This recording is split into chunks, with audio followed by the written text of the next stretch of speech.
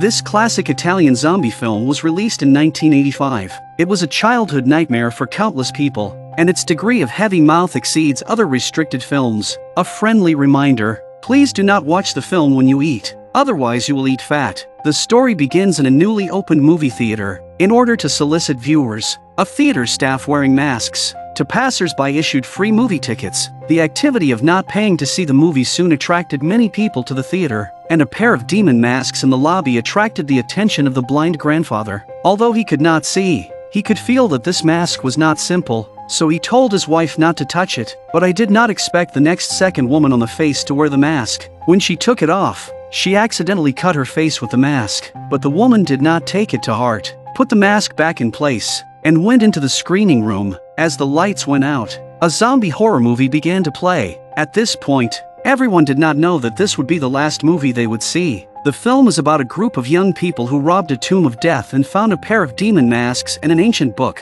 According to the ancient book, as long as you wear the mask, you will become a slave of the devil. The film's protagonist does not believe in it and resolutely wears it on his face. This scene led to just when the mask with the woman could not help but laugh aloud. But as the protagonist took off the mask, the same was cut face. The strange eyes seemed to stare at the woman in front of the screen, and the woman also found that her wound began to bleed again, so she rushed to the toilet to use paper towels to wipe desperately. But to her surprise, the wound on her face bulged with a pus. Then it just exploded, and the stuff that came out looked like melted ice cream. The woman screamed in fear, not knowing something more terrible was yet to come. Girlfriends see her late back, so they come to the toilet to check, only to see the incomparable horror of the scene. The woman has completely turned into a zombie. The mouth also flows out of the matcha-flavored ice cream. The girlfriend saw the situation instantly, a few dozen years younger, because she was directly stunned silly. Just about to run out of the toilet, was chased by the zombie and scratched, but finally managed to escape into a room to escape the pursuit.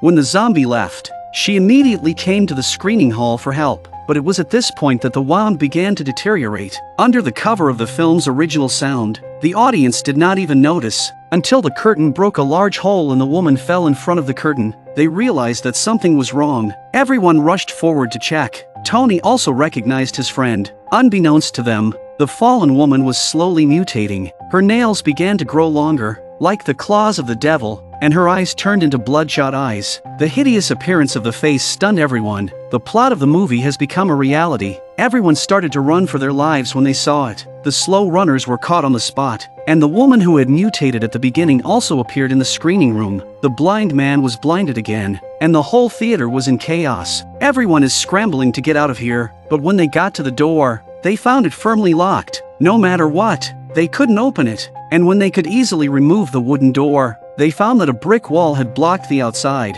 There was no such thing before they came in, so they panicked. It's all about taking advantage of the trouble. They began to scurry around the theater, trying to find other exits. A woman walked into a room thinking she had found an exit, only to be blocked in by zombies. The scalp was removed on the spot. Ken and George heard the sound and rushed to close the door, but the zombie's strength is too strong, almost letting her escape. Good thing Tony brought people over in time to help. Using the vending machine to lock the zombie in the room, Tony immediately realized that his friend became like this because he was wearing the demon mask in the hall. The movie triggered the evil power of the mask, and now they must unite to go to the screening room to turn off the film. Maybe they can stop all this. Without delay, they went to the screening room, but when they broke in, they found no staff. The equipment was running on its own.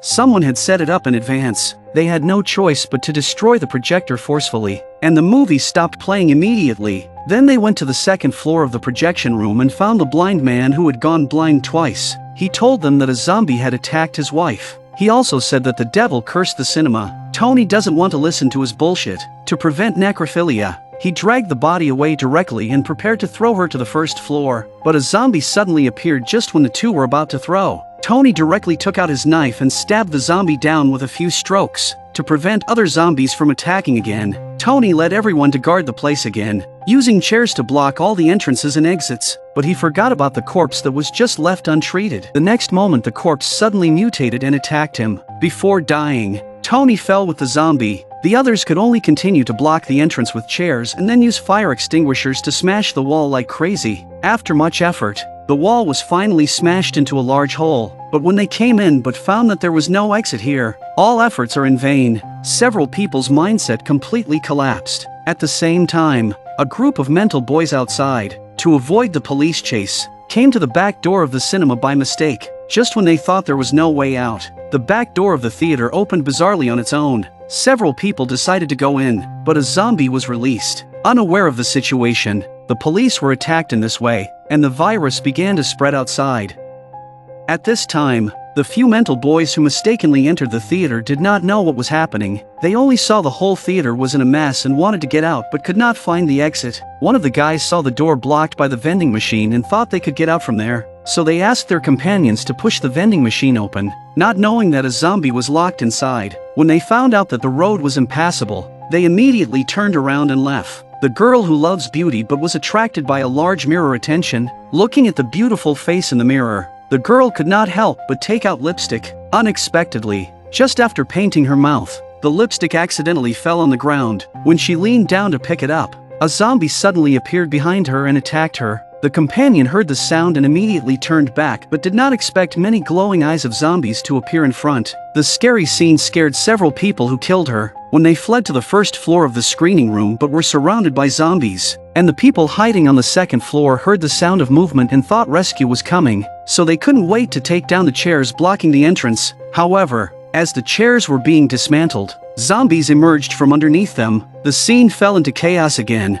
and those who did not have time to escape were bitten on the spot. A woman hiding under the chair shivering but soon also caught by the zombie. At this time, George and several people came to another entrance, but Kathy seems to be injured. Seeing the zombies approaching, they had to leave the place quickly. Then they found a ventilation pipe and planned to climb out through it. However, Kathy was sitting on the ground. Cheryl was just about to go up to check when Kathy mutated. She was scratched by a zombie while escaping. Ken knew that the person in front of him was no longer human, so he grabbed the pipe net and sent her away. When the three of them were in shock, they found a small zombie crawling out of Kathy's back. Ken, who was unable to avoid it, was scratched directly. Ken knew that he would become one of the zombies. To not hurt the two, he had to choose to leave alone, but George and the two men did not want to leave him behind. When they found Ken, they discovered he had already arrived in the hall. Seeing that he is about to mutate, Ken picks up Katana and asks George to give him a ride. As his best buddy, George couldn't bear it, but the next moment,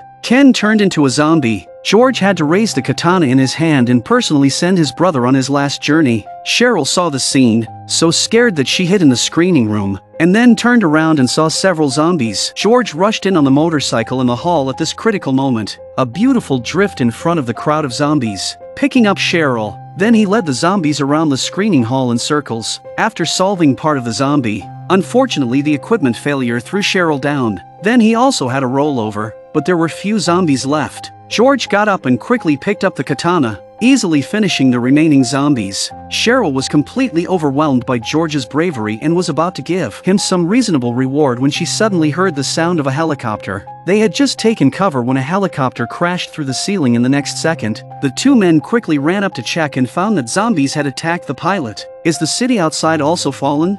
It was too late to think about it. They had to find a way to get out first, and the only way out was the hole smashed by the helicopter. There was a throwing device on the helicopter. George shot the hooked rope to the hole and successfully tied the rope, but just as he was pulling Cheryl up, the pilot mutated and grabbed Cheryl's long legs. Cheryl kicked away the zombie in time, and the two of them successfully climbed out of the cinema with the rope. However, the crisis did not end there. The masked man who began to distribute movie tickets suddenly appeared behind, directly pushing George down. Although he grabbed the steel bar in time, the masked man did not give up and pressed George's head. At the critical moment, Kathy used the hook to pierce the back of the masked man, and George also took the opportunity to climb up and finally, two people together to kill the masked man. Then they climbed down from the roof of the building but came to the street to know that zombies had overrun the city. There were bloodthirsty zombies everywhere. Faced with the zombie hordes, the two could only run as hard as they could and were eventually saved by a passing survivor before the zombies caught up with them. They wanted to escape the city as a team,